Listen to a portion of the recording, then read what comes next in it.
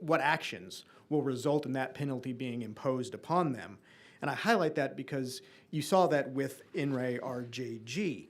The mother whose rights were terminated in that case worked diligently to complete the plan and even had demonstrated a desire and ability to parent her children.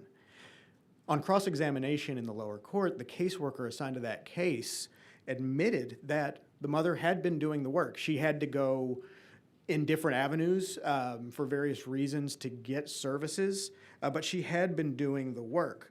Nevertheless, that caseworker said that they were moving toward termination because the mother had complied, just not in the way that she needed to or that caseworker wanted her to.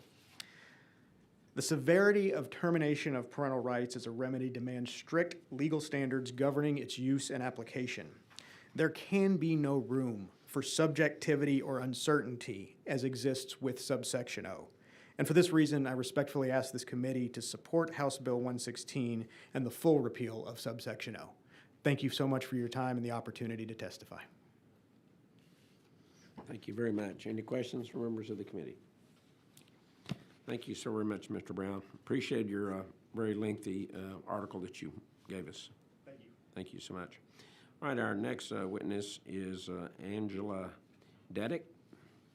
I'm going to pass on that one and just wait for the protective order, please. Okay. We're going to mark Ms. Dedick down as on but not testifying.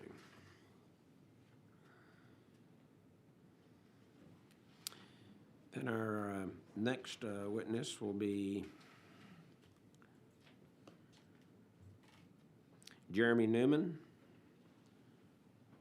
Jeremy is the Vice President of Policy and Engagement, Family Freedom Project, and also testifying on behalf of himself. And I have you, sir, marked down as testifying for the bill. That's correct. Thank you. Chairman, members, thank you for having me. Chairman Dutton, thank you especially for bringing the bill.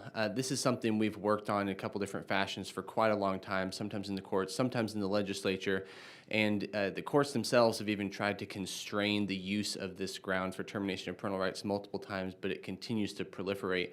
I want to just give you guys some practical insight of what this looks like for a family in a CPS case. So, as an example, a couple people mentioned the RJG case from December 2023. In that case, the mother actually did everything that CPS wanted, and the sticking point was that she used a different therapist to complete the therapy than CPS had wanted her to use, but she completed all of the therapy. And they terminated under O because they didn't like that she had used a different therapist than they had referred her to. We have a family in Dallas that we spoke to within the last few months recently that kind of exemplifies the contradictory nature of how some of this happens to families. So under O, you have to be able to complete everything that the court orders you to do in order to get your kids back. That's a list of services that the department writes out. Some of the things that typically includes are you have to maintain steady employment, you have to maintain stable housing, and then you have to do all of the other things CPS requires you to do, which is often therapy, among other things, that has to be completed during working hours.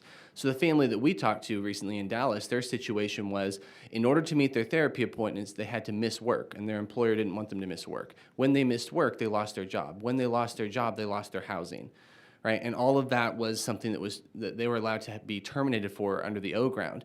And if you look at the way the law is written here, the only function that the O ground serves is to allow for the termination of parental rights when there isn't a danger to the child.